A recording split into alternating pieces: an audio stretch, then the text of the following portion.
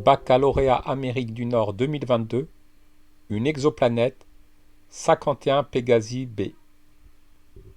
En 2019, Michel Mayor et Didier Queloz obtiennent le prix Nobel pour la découverte en 1995 d'une exoplanète nommée 51 Pégasi b, orbitant autour d'une étoile de type solaire nommée 51 Pégasi a. On donne la distance entre la Terre et l'étoile 51 Pégasi a, la masse de l'étoile 51 Pégasi a, la masse du Soleil, la constante de gravitation universelle. Étude du système double 51 Pégasi. Dans le cas du système double, constitué de l'exoplanète 51 Pégasi b et de son étoile 51 Pégasi a, les deux astres orbitent chacun autour du centre de masse B du système double.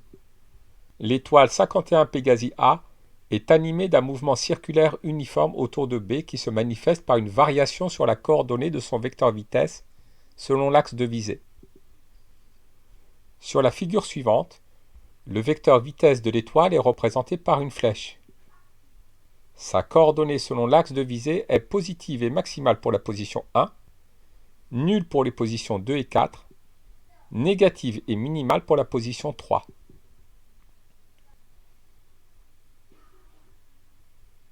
On détecte la variation de la coordonnée de ce vecteur vitesse à travers l'effet induit sur le spectre lumineux de l'étoile. Cette coordonnée varie de façon périodique. La période correspond également à la période de révolution de l'exoplanète autour de son étoile. On détecte la variation de la coordonnée de ce vecteur vitesse à travers l'effet induit sur le spectre lumineux de l'étoile. Cette coordonnée varie de façon périodique. La période correspond également à la période de révolution de l'exoplanète autour de son étoile. Mesurer avec le plus de précision possible la période de révolution grand T de l'exoplanète 51 Pégasi b autour de son étoile. Afin de mesurer la période de révolution avec le plus de précision, nous allons en sélectionner plusieurs. 9 périodes correspondent à 38 jours, c'est-à-dire qu'une période correspond à 38 divisé par 9, 4,2 jours. La période de révolution de Pégasi b est de 4,2 jours. Le mouvement de 51 Pégasi b autour de son étoile est un mouvement circulaire uniforme, vérifiant la troisième loi de Kepler. Par application de cette loi, on montre que la valeur de la distance r séparant la planète 51 Pégasi b de son étoile est égale à 7,5 fois 10 puissance 6 km. Choisir parmi les 4 expressions suivantes celle qui correspond à la troisième loi de Kepler pour la situation étudiée. L'argumentation devra s'appuyer notamment sur une analyse dimensionnelle. Déterminons tout d'abord la dimension de t carré sur r au cube. C'est la dimension de t au carré sur la dimension de r au cube. La période a la dimension d'un temps, petit r a la dimension d'une longueur. Ainsi, la dimension de t carré sur r au cube est un temps au carré sur une longueur au cube. Déterminons maintenant la dimension de 4 pi carré sur g fois m. La dimension de 4 pi carré sur g fois m est égale à l'inverse de la dimension de g multipliée par la dimension de m. La dimension de m, c'est celle d'une masse.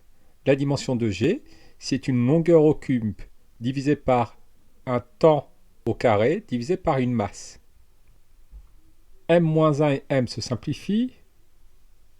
Et on retrouve que la dimension de 4 pi carré sur g fois m, c'est un temps au carré divisé par une longueur au cube. Déterminons de la même manière la dimension de g fois m sur 4 pi au carré. G fois m sur 4 pi au carré est l'inverse de 4 pi carré sur g fois m, donc la dimension de g fois m sur 4 pi au carré est égale à une longueur au cube divisée par un temps au carré. Déterminons maintenant la dimension de 4 pi carré fois g sur m. La dimension de m est celle d'une masse, la dimension de g est une longueur au cube divisée par un temps au carré divisé par une masse. La dimension de 4pi carré fois g sur m est une longueur au cube divisée par un temps au carré divisé par une masse au carré. Comparons maintenant les dimensions de chaque expression. L'expression qui a la même dimension que t carré sur r au cube est 4pi carré sur g fois m. Donc la loi de Kepler s'écrit t carré sur r au cube est égal à 4pi carré divisé par g fois m. Ici, on s'intéresse à la loi de Kepler correspondant à l'exoplanète 51 Pégasi b. La masse grand M de l'astre attracteur est donc l'étoile faisant partie du système double, l'étoile 51 Pégasi A. La loi de Kepler relative à l'exoplanète 51 Pégasi b s'écrit t carré sur r au cube est égal à 4pi carré divisé par grand G divisé par la masse de l'étoile 51 Pégasi A. Retrouvez la valeur de la distance petit r séparant la planète 51 Pégasi b de son étoile. Partons de l'expression de la loi de Kepler. R au cube s'écrit t carré fois grand G fois grand M divisé par 4pi carré. Petit r s'écrit racine cubique de la période de révolution au carré multipliée par la constante gravitationnelle G multipliée par la masse de l'étoile 51 Pégasi A divisé par 4pi au carré. La masse de l'étoile doit être exprimée en kilogrammes. La période de révolution doit être exprimée en secondes. Pour convertir 4,2 jours en secondes, on multiplie par 24, puis par 3600. On obtient une distance de 7,6 milliards de mètres, c'est-à-dire 7,6 millions de kilomètres. Dans le système solaire, la planète Mercure est la plus proche du Soleil. Elle décrit une orbite quasi-circulaire de rayon égal à 5,8 fois 10 puissance 7 km en 88 jours. Comparez les caractéristiques du système double constitué de l'exoplanète 51 Pégasi b et son étoile 51 Pégasi A à celle du système Mercure-Soleil. Le rayon orbital de Mercure est de 5,8 fois 10 puissance 7 km. Celui de Pégasi b est égal à 7,6 millions de kilomètres. Calculons le rapport des deux rayons orbitaux. 5,8 fois 10 puissance 7 divisé par 7,6 fois 10 puissance 6. Nous trouvons que la planète 51 Pégasi b est 8 fois plus proche de son étoile que Mercure ne l'est du Soleil. Et en faisant le rapport des périodes de révolution, nous trouvons que la période de révolution de 51 Pégasi b est 21 fois moins élevée que celle de Mercure. La lunette astronomique est exoplanète. Le système exoplanétaire constitué de l'étoile 51 Pégasi A et de son exoplanète 51 Pégasi b est observé depuis la Terre.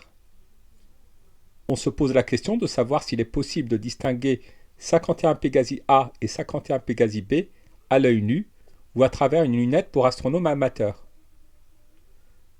L'œil peut distinguer deux objets si l'angle de séparation est au minimum de 3 fois 10 puissance moins 4 radians.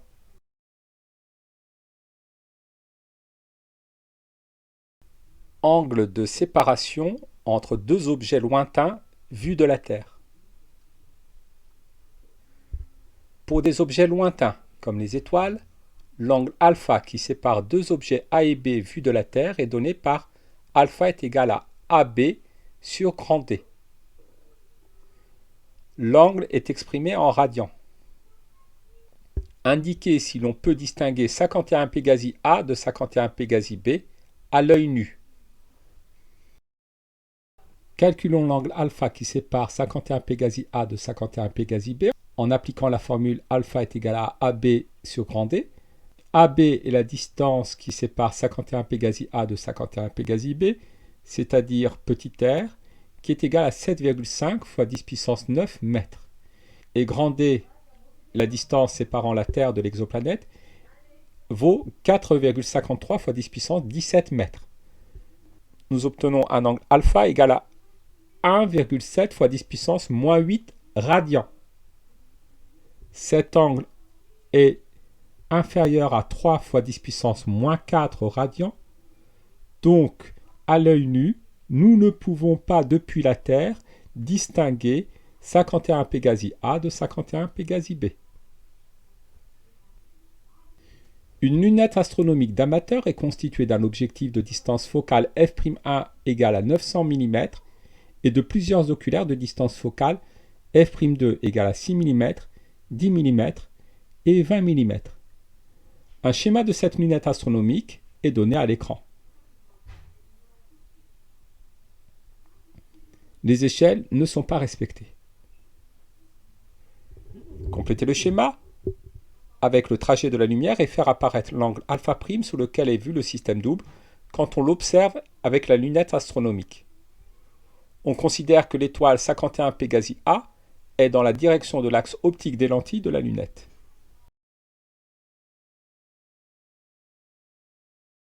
Les rayons lumineux provenant de 51 Pégasus B situé à l'infini arrivent parallèlement entre eux. Celui qui passe par le centre optique O1 de la lentille ressort de la lentille, émerge de la lentille sans être dévié.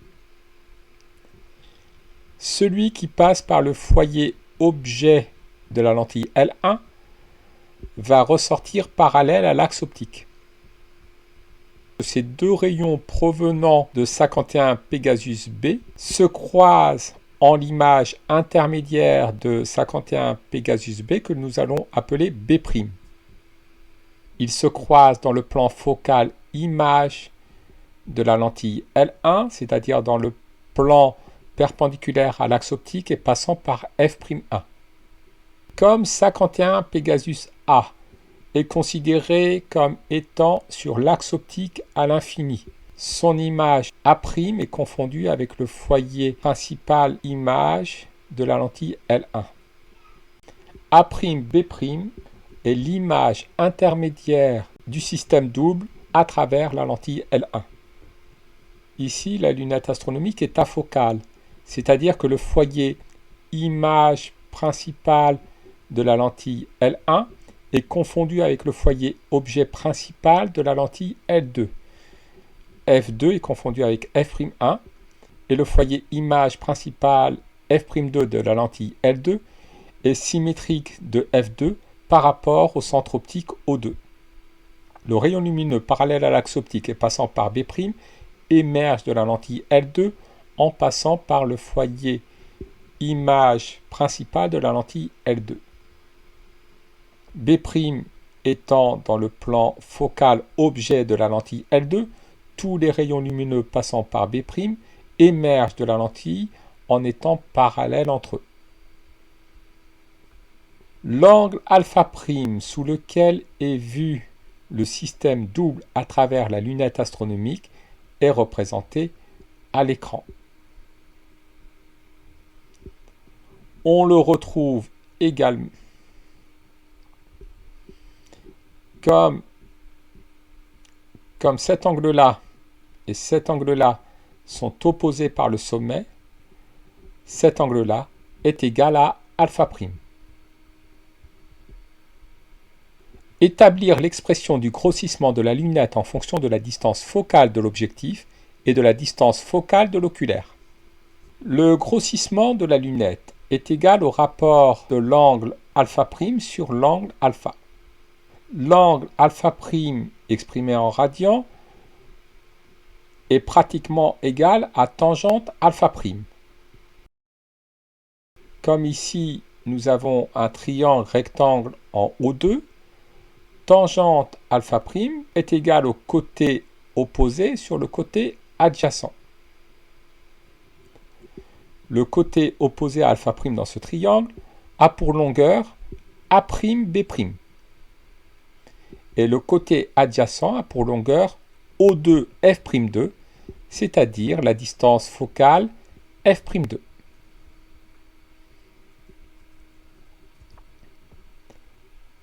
Alpha' est égal à tangente alpha'. Alpha' est donc égal à A'B' sur f'2. Par le même raisonnement, l'angle apparent alpha se retrouve ici, puisque les deux angles sont opposés par le sommet. Considérons le triangle rectangle en O1.